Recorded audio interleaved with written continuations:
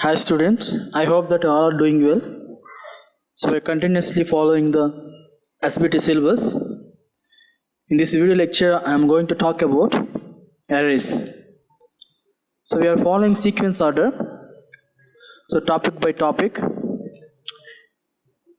In this video lecture, especially we are going to discuss arrays,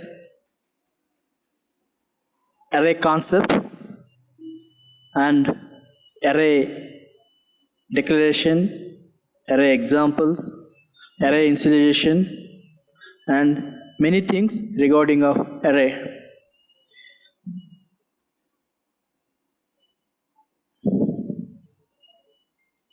The content of the lecture: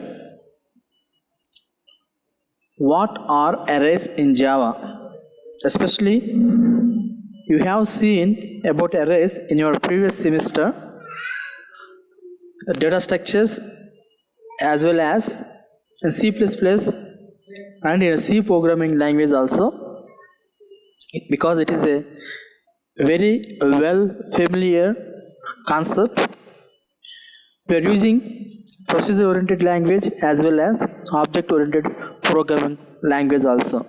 So this arrays will come in all kind of programming languages because it's playing that much important role. Here the first content of this video lecture, that is arrays in Java, and second one, features of array.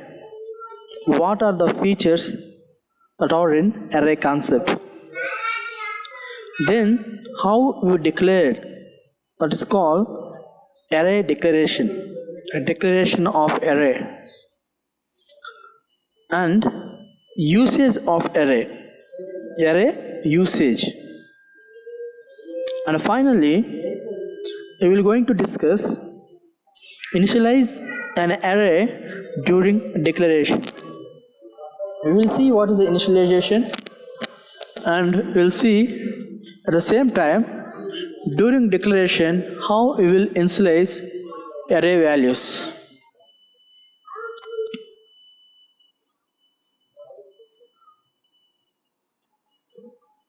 The first one, as for the content, we are discussing here arrays in Java programming language. So arrays are objects which store multiple variables of the same type. Please pay your attention. Here, arrays are objects which store multiple variables of the same kind or same type. So what is same type? Same type means one kind of data. If you want to take it integer, the all variables should be in integer type. If you want to take a float, all will be float. If you want to take it is a long, all variables will be in long data type. That is called same type. That's why we can call we are calling arrays as a homogeneous data types. Homogeneous data types. Homogeneous data types means same kind of data will store in this memory structure. It's a memory structure. So if you want to talk about arrays, already we discussed regarding arrays in our previous lecture. I touches array concept when you are discussed regarding non-primitive data types. In non-primitive data types, I said about structure and union and arrays.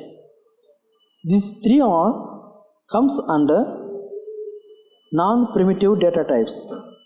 So array is a non-primitive data type, but it has same kind or same type of variables. Okay, same kind or same type means data type should be same. One take int, all should be int. Long, long, double, double, like that. It can hold primitive types as well as objective reference. But array is a non-primitive data type structure, non-primitive data type, but what is the specialty of the array? Array holds non-primitive, even though it is a non-primitive, but it can store or it can hold primitive data types. Try to understand. Array is a non-primitive, but it can store primitive data types. In fact, most of the collection types in Java, which are the part of java.util package, use arrays internally in their functioning. So, previously we discussed Java library. So, Java library means the multiple functions, multiple tools, multiple concepts. They are storing in a libraries. That is called predefined. Predefined. Library means predefined functions. So util is the one of the package in Java programming language. So in this util package, the arrays concept will be available. So if you want to use this one, you have to use the java.util package. Since arrays are objects, they are created during runtime. It's object they are creating during runtime. During runtime means we can create during runtime. The array length is fixed. So array length is fixed means we are taking or fixing the array size initially. So we are fixing it. Once you fix the array size, so that means you want to extend it, you can't, because array size is fixed. That is called the array length is fixed. Or we can take 100 elements array, 200 elements, 50 elements, 20 elements, 30 elements. So array size is 30. If you want to store the 50 elements, array size is 50. If you want to store the 100 elements, array size is 100. Once you fixed it, once you initialize it, then we can't extend the size of array. We have to exist within that range only, 1 to 100. The range is 1 to 100. That means here the size of the array is 100. So if mention the array size is 10, here 1 to 10, the size of the array is 10. This is fixed size. So we can't extend the size of the array. That's why the array length is fixed. Array length is fixed. Now we are going to talk about features of array. Features of array. The first feature is arrays are objects. So in object-oriented programming language, especially in Java, we can use array and an object. So we can use array and an object. So the first point. Second, they can even hold the reference variables of other objects. So we can use the arrays for what? For reference variables. All of you know about reference variable means it giving the reference of some other variable. It is a variable, but this variable gives the reference of other variable. Then this variable we can call it as a reference variable. So array can work as a reference variable for other objects. They are created during runtime. They are dynamic, created on the heap. So here what it talks about, we can create during runtime. So runtime you can create the array. They are dynamic in nature. All of you know about dynamic. Dynamic means you don't need to install or you don't need to initialize static way, and it will provide the memory. So wherever, that means system will allocate the space for the memory of the variables. So heap memory is static memory. So heap is a memory. So the dynamic variables will occupied in a heap. So dynamic means in the runtime the controller will allocate a space for this type of variables. And the variables will occupy a memory in the time of runtime. So time of runtime, running time. So here you don't need to initialize in a static way. So it automatically considered as dynamic. If you declare a dynamic, the memory allocation will done in a runtime. It will take a part of heap memory. It will take a part of a heap memory. Heap means it is a memory, heap memory. The array length is fixed. So once you fix the array size, then it is easy to do or to allocate memory for variables. So if you are knowing the size of the array, we can know that how many elements we can insert it. So this is the one of the advantage to fixing the length of the array. So these are the features of arrays. Array declaration. Okay, till now we have seen what is an array and features of array. Now what is an array, that one also we have seen. How it became a popular in different languages, that we have seen. In this topic, in this subtopic, I am going to discuss about array declaration. How you declare array? What is array? Array is a homogeneous type of data structure. It is a non-primitive, but it will store the homogeneous data variables. Homogeneous, same kind, same type. Homogeneous means. First, let us get into declaration of array which holds primitive types.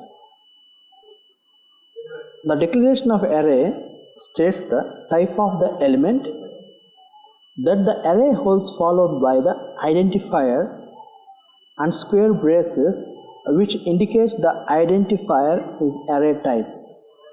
So you will see example what it means. Just look at here.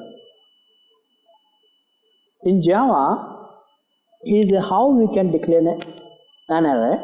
First, if you want to declare an array, what the syntax we have to follow, or that is syntax that programmer should follow, it is given here.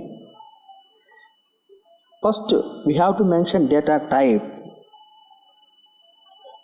Data type means integer, long, float, double, char, byte, short, which one, which kind of data it is. First we have to mention the data type, then braces and array name. You can give any name. Okay, array name A, B, C, A to Z, any number, any alphabet you can give, or any name you can give. Okay, here array name. You can give any name. First one data type, then braces, after that array name. So this is syntax declaration of array. This is the syntax declaration of an array. First, data type. It can be primitive data types like int, char, double, byte, etc. or Java objects. Data type may be anything. Try to understand. Data type may be anything. Data type. So you know about the primitive data types are 8 types. So among the 8 types, it can be anyone. And array name. After data type, we have to mention array name. So array name, it is an identifier. Already we discussed what is the identifier. Identifier is like a name. It will store some values.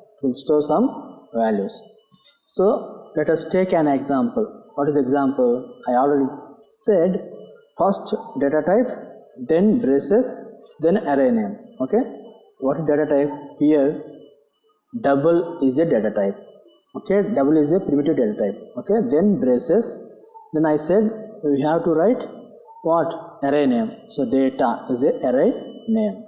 So what happened here? So we are declared array. That name of the array is data. What kind of data it is? Double data type.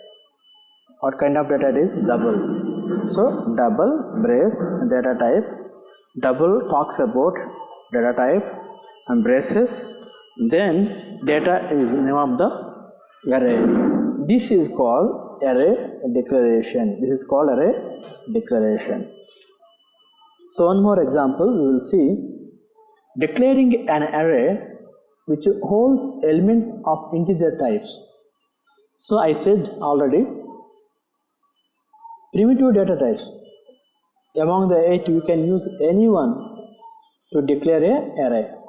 So this one is a integer array. What kind of array it is? Integer array. Int ai my array. My array is a name of the array. Integer is a data type. The above statement creates an array reference on the stack. Okay, the stack is a memory, so just a reference on the stack. Just you look at here how you declare the array. First one data type, then array name, bracket. So I will show the difference between if you mention the brace before array name, or you mention the we mention the braces after the array name. Both are correct? Yes, both are correct. So after data type, look at here. After data type, you can write immediately braces and then followed by array name. First data type, array name, then followed by braces. Both are two different formats. Both are acceptable. Both are right. One is data type, immediately braces, then array name, that one also right. Otherwise, just data type, array name, and then braces, this one also right. Both are same and both are right according to programming language. Nothing wrong in that.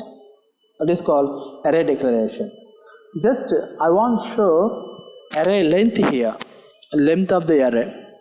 So in the features we discuss, array length is fixed. So here array length is int braces age equal new int 5. What is the size of the array here? The size of the array is 5. The 5 elements we can insert here. 5 is the size of the array. So look at the structure. 0, 1, 2, 3, 4. These are the 5 locations, 5 positions that array can store elements inside of this structure.